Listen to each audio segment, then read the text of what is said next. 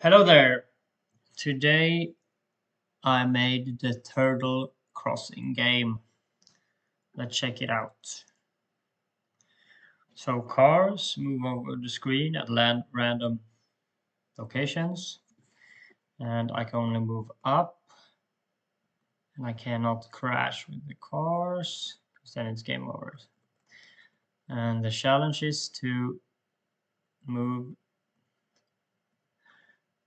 over the road. Bam. Now it's level 2, and the cars get faster. And yeah, that's the game. I can lose here. Game over, levels reached 2. Okay, let's just start with the player. I have imported my turtle. I have inherited everything from the turtle, so I make this super in it. I have the heading to be straight, pen upside doesn't draw, and the shape as a turtle, and it's black, and it's a little bit larger. I make it go to the starting position, just in the bottom of the screen. Maybe I can do it like this.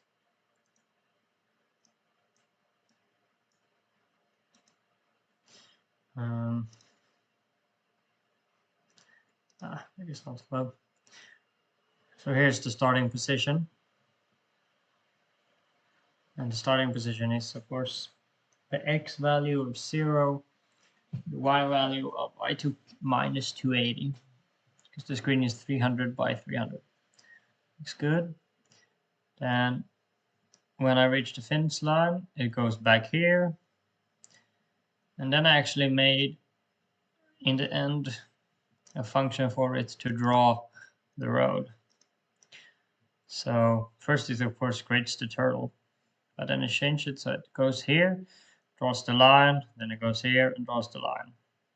So that's what this one does. So that was the player. Then I made the scoreboard. Super easy. Inherit the turtle, hide it, change its. I made a level value, pen up, goes to the top left, up here, and it writes this. Level and self level. And every time. And then of course I have a function to add a level. Set level plus equals 1, and then I clear the screen. I don't know, I clear what it has written before, so it doesn't print on. And then I'll write a new level. And then I have a function for the game over. If I hit something, so it clears again, it goes to the middle instead, and it writes game over and how many levels I reached. Yeah, so this is here, and then I can die here, and it moves to the middle and says how many levels I reached. But then we came to the hard part, which was creating the cars. It took me quite a while to figure out, an hour or so, to figure out how we're gonna make this random amount of cars in random locations. First, I created a car each while loop, but that was just crazy, just too many cars. And then I tried to do it with some time changing, and yeah, it just didn't work. So instead, I came up with just making 25 cars. It's a lot to cover the screen. That's it. So each time I'll make a car. So here I have it. So every car, or I have, well, let's say this, let's just look at this class here. I have my car manager class, and here I've made a car list, and I've made the level. each new car has the random color from the color list. That is a square, and it's headed to the left, which doesn't actually matter, if I'm gonna be honest. I think I can actually erase this line. Let's see how it looks. Oh, I'm sorry. I did have to do that. Because of course then it will move the other direction. Well, let's say it again. So I have one function to create a car. Every time I use this function, it goes into this list. And it starts from a random location. And what makes them come in random orders is because I change it, that they can actually spawn outside the screen. So they can spawn somewhere over here, so between this distance here. Oh, between this distance here at the beginning. And every time it reaches the end, it spawns somewhere here. In random x coordinate and in random y coordinate. So it looks random every time they loop back. So here I have the function to just move them forward. And here I have them to move back to the beginning. So here the orange ones is, so it come somewhere over here again. And then I have the function to reset the cars, which actually should change the name of to increase speed.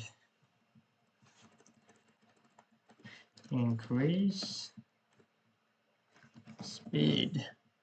Let's see here, increase speed.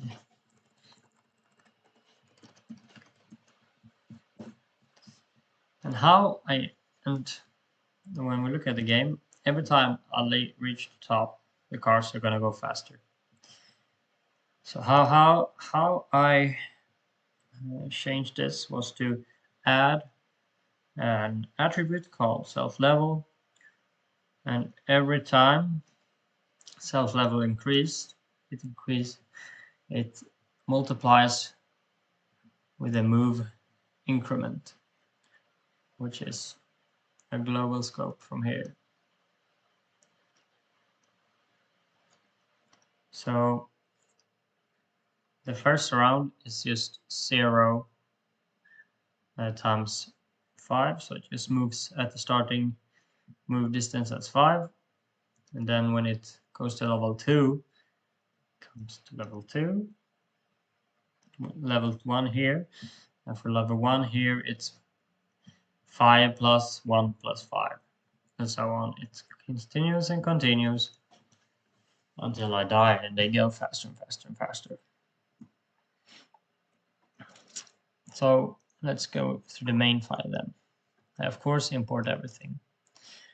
I make the screen, set the screen width, set the tracer, I import the scoreboard, the player, I draw the road with the player, then I make the cars.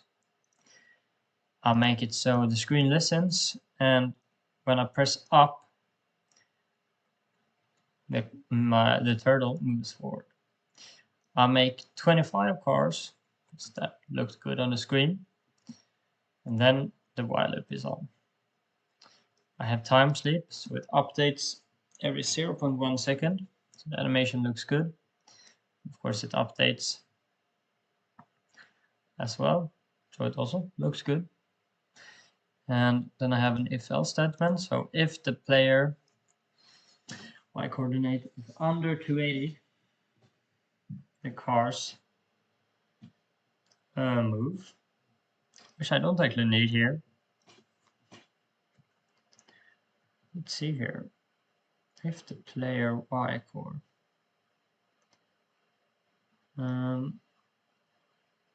I actually don't need this, I think. let's see here. I think I could just move this here and let's see here. Cars, make car loop back.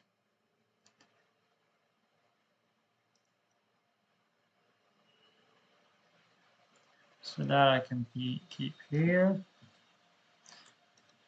And I can actually have this as well here. And I can write pass and else.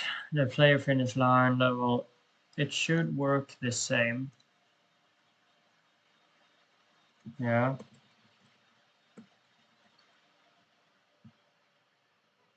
Yeah, works fine. See if I die or if I reach the top. What happens then?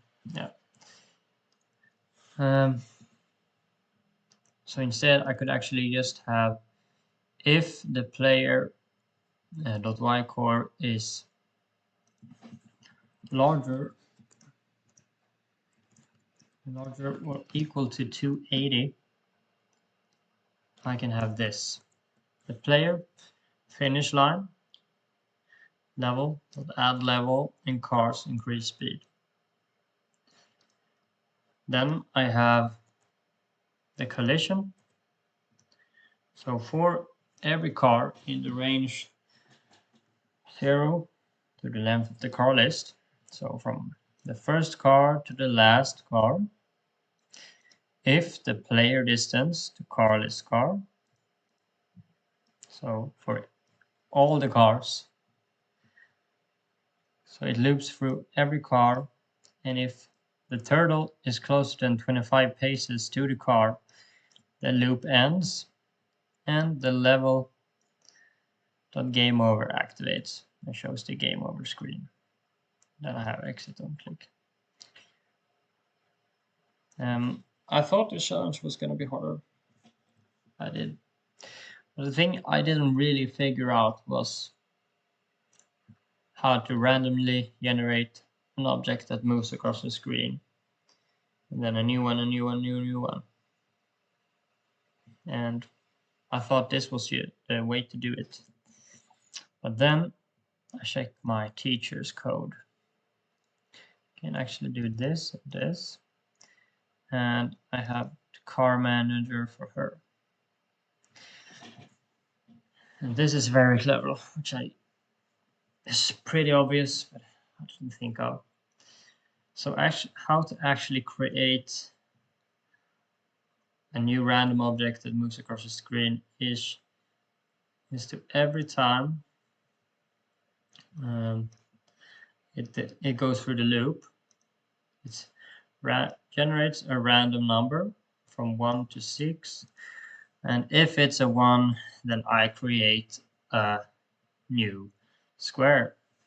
So it's a 1 in 6 chance each loop for it to actually create a car. And yeah, that actually made it a lot easier. Otherwise, she has the same here. Car dot backward.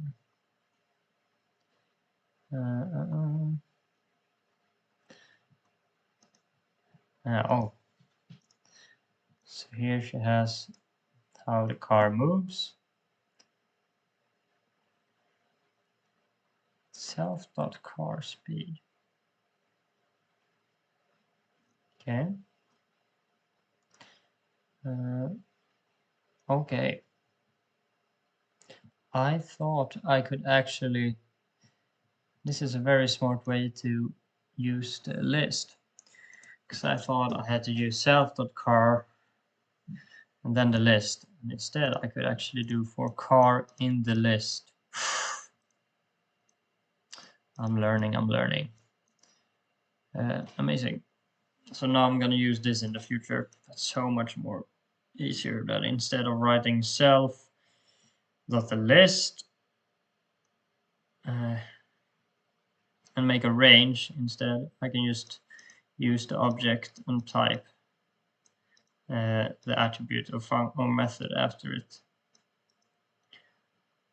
Because I use the the index in the list instead.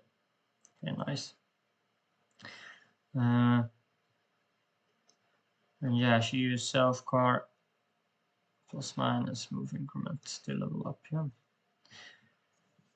So 2 things I learned from my teacher today: how to make a random choice and how to actually use the objects from the list instead of getting the index and making it annoying. And maybe I should just start her. The only thing I did not really like about her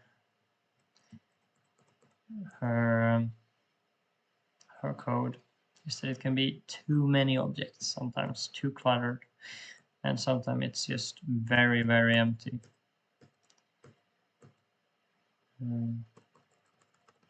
But otherwise, it's a good way to learn. But thank you for listening, and we'll see you some other day.